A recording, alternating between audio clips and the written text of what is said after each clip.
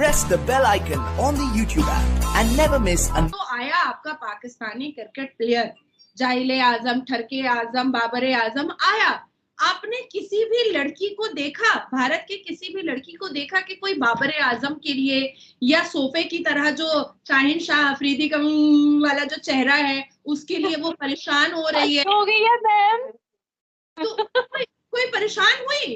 कोई परेशान नहीं हुई, किसी को कोई मतलब नहीं था। हाँ, हैदराबाद के चाटुकार्ता वो उन लोगों के साथ सेल्फी लेने के लिए परेशान थे, उन लोगों का अवभगत कर रहे थे जो खा रहे हैं भारत का, लेकिन पिछाड़ चाट रहे हैं बाबरे आजम का। अब चला गया, अब पकड़ उसको। देख, नाजिया इलाही खान को उनके ऊपर कानूनी कार्रवाई करनी आती है और 127 कैमरा पर देख करके 127 मर्दों पर जिन्होंने एयरपोर्ट से लेकर के सभी को जय हिंद दोस्तों, आप सभी का हार्दिक स्वागत है जय हिंद रिएक्शंस पे। तो आज की इस वीडियो में आप देखेंगे भारत की शेरनी और सुप्रीम कोर्ट की लॉयर नाजिया इलाही खान जी को, जो कि पाकिस्तान के पूर्व क्रिकेटर अब्दुल रज़ाक की जो ठुकाई है उसे जारी रखेंगे। जो ये पूरी कंट्रोवर्सी हुई है जिसमें अब्दुल रज़ाक ने ऐश्वर्या राय पे भद्दे कमेंट्स किए हैं, हम पहले भी देख चुके हैं कि अब्दुल रज़ाक जो है वो औरतों के बारे में बड़े ही अजीब से कमेंट्स देते रहते हैं। उनकी पूर्व कप्तान पाकिस्तान की कैप्टन निदा दास, जिसके ऊपर अब्दुल रज़ाक ने पहले भी सेक्सिस्ट कमेंट किए थे, तो इस बार अब्दुल रज़ाक की काफी ज्यादा आलोचना हो रही है, ना कि सिर्फ भारत में बल्कि पाकिस्तान पे। तो इसी मुद्दे पे हम देखेंगे ये जबरदस्त वीडियो। तो ये वीडियो काफी इंटरेस्टिंग होगी, आपको बहुत कुछ जानने को मिलेगा, तो इसे अंत तक देखें और चैनल पे नए हैं तो चैनल को सब्सक्राइब कर दें ताकि हम आपके लिए लेटेस्ट और इंटरेस्टिंग वीडियोस लाते रहें। तो चलिए साथ मिलकर ये वीडियो देखते हैं।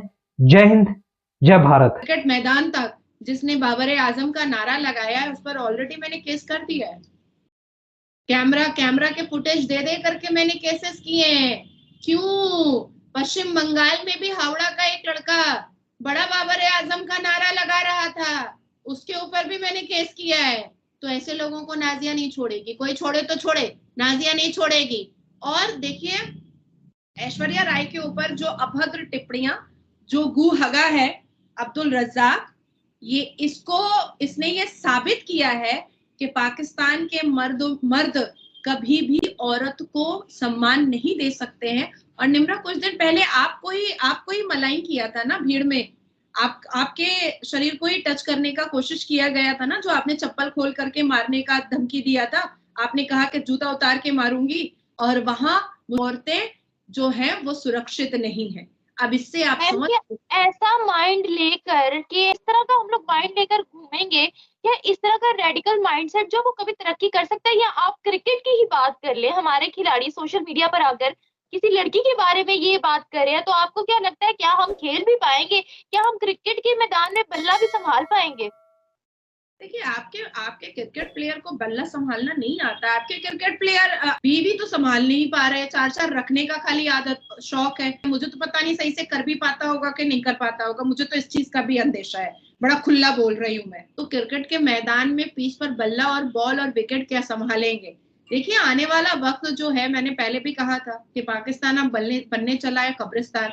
और आने वाले वक्त में मुझे नहीं लगता है कि पाकिस्तान को कोई भी देश खेलने के लिए बुलाएगा, मुझे नहीं लगता है। ये बात आप मेरी लिख करके रख लीजिए। तो मैम, अगर हम इस तरह के स्टेटमेंट्स देते रहेंगे तो वाकई कोई नहीं बुलाएगा। ये बात तो मैं खुद कहती हूँ। जब गेम से ज्यादा हम लोग इस तरह की सोशल मीडिया पर, वो भी आकर, मैं तो हैरान थी कि कैसे स्टेटमेंट ये पास की गई है।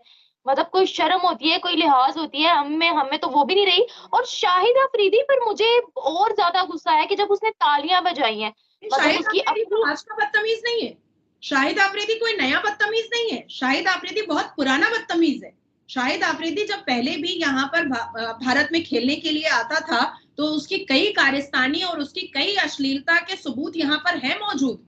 वो कितनी लड़कियों को के साथ छेड़छाड़ किया है, कितनी लड़कियों को के साथ उसने बदतमीजी वाली हरकत की है, उसके काफी प्रूफ है और काफी तो गूगल में मिल जाएंगे आपको। शाहिद अफरीदी कोई नया छिछोरा नहीं है। शाहिद अफरीदी बहुत पुराना छिछोरा है, बहुत पुराना छिछोरा है। और मैं नाजिया इलाही खान, भारत की बेटी शाहिद अफरीदी को एक बहुत अच्छा सजेशन दे रही हूँ कि जो छिछोरा हरकत तुम मुंह से लार टपका करके चैनल के सामने तुम मजा लेते हो, इससे बेहतर है कि 2 पैसा भी कमा लोगे। कोई तो काम धाम है नहीं, फाका कशी चल ही रहा है।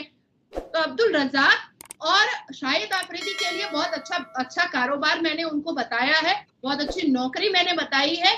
तो जब आपने इस्लामिक देश में सारी अश्लीलता की हदें पार कर ही दी हैं और छिछोरी हरकतें सामने आ ही गई हैं, तो स्पेसिफिकली शाहिद आफरीदी को लड़की बेचने और खरीदने का ना चाहिए, वही प्रोफेशन उसके ऊपर शोभा देता है। मैम और एक बात और मैं आपसे पूछना चाहूंगी, क्या इस खबर पे ऐश्वर्या राय ने कोई रिएक्शन दिया अपना या कुछ रिस्पॉन्स किया इस खबर पर या नहीं? गली में कुत्ता भौंकेगा तो बाहर निकल करके हम लोग कुत्ते को चुप कराएंगे क्या? इज इट कोई पॉसिबल? रिएक्शन नहीं आया, इज इट कोई सिंगल रिएक्शन भी नहीं आया। ऐश्वर्या राय मिस वर्ल्ड है और श्री अमिताभ बच्चन जी के घर की बहू है, इकलौती बहू है। ऐश्वर्या राय इस पूरी दुनिया में एक बहुत रिस्पेक्टेड वुमेन है, जिन्होंने अपनी जिंदगी में हजारों ऐसे फिल्में दी हैं जिनको देखने के लिए लोग लाइनें लगा करके देखते हैं, और आज तक उस महिला ने कभी भी कोई अभद्र टिप्पणियों पर अपना रिएक्शन कभी नहीं दिया है। दूसरी मैं एक और बात बता दूं आपको कि ऐश्वर्या राय खुद बहुत पढ़ी लिखी आर्किटेक्ट इंजीनियर हैं और एक बहुत बड़े वेल एडुकेटेड फैमिली से बिलोंग करती हैं। तो ये जाहिले आजम अब्दुल रज्जाक और शाहिद अफरीदी जैसे छिछोरे टिप्पणियों पर मुझे नहीं लगता है, और मैं पूरी अश्योरेंस के साथ कह रही हूँ कि ना अभी उनका कोई रिएक्शन आया है और ना कभी उनका रिएक्शन आएगा। हाँ, उनके लिए हम जैसे वकील और ऐसे हजारों वकील हैं जो खड़े हो रहे हैं और तैयार हैं।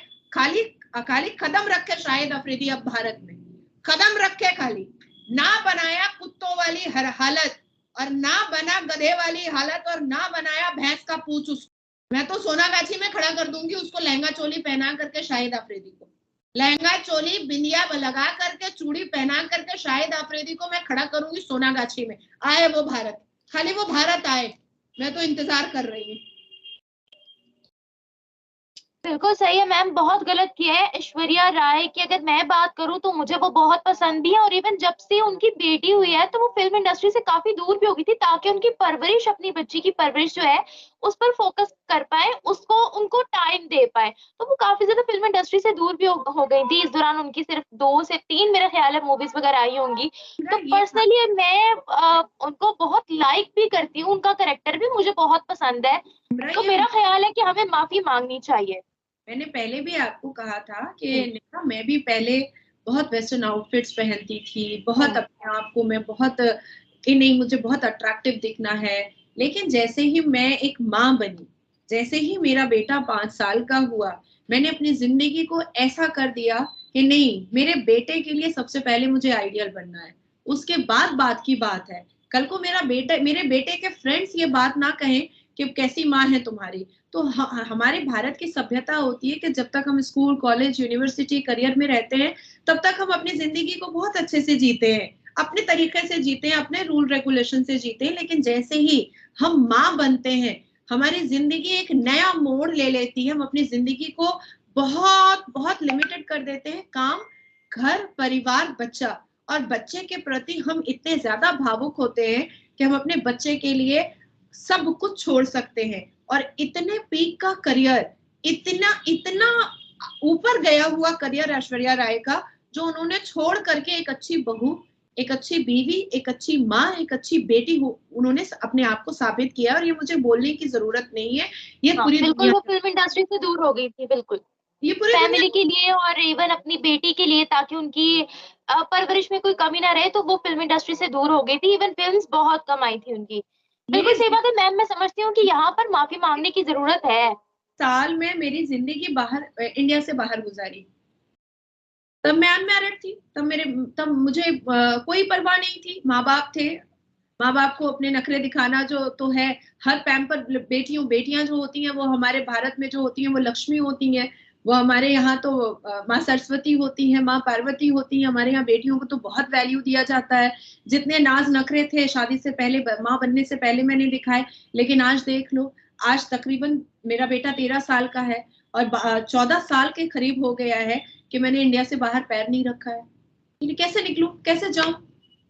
बच्चा सबसे पहले है। मेरा बेटा अब इंडिया से बाहर चला गया पढ़ाई करने के लिए, लेकिन मैं मिलने के लिए जाती हूँ, 4 दिन में मैं रिटर्न आ जाती हूँ, क्योंकि यहाँ भी देखना है, वहां भी देखना है। तो हम भारतीय नारियों के लिए माँ जो है, क्यों आई थी मूवी मदर इंडिया? हमारे भारत में मदर इंडिया मूवी क्यों आई थी? क्योंकि हमारे यहाँ माँ ममता जो है उससे आगे कुछ भी नहीं है, कुछ भी नहीं है। दोस्तों आशा करता हूँ कि वीडियो को आपने अंत तक देखा होगा और ये पूरी वीडियो आपको काफी पसंद आई होगी। इस पूरी वीडियो के बारे में और जो पूरी कंट्रोवर्सी हुई है अब्दुल रज़ाक और ऐश्वर्या राय की, इसके बारे में जो भी आपके विचार हैं, आप अपने विचार हमें कमेंट सेक्शन में लिखकर जरूर बताएं।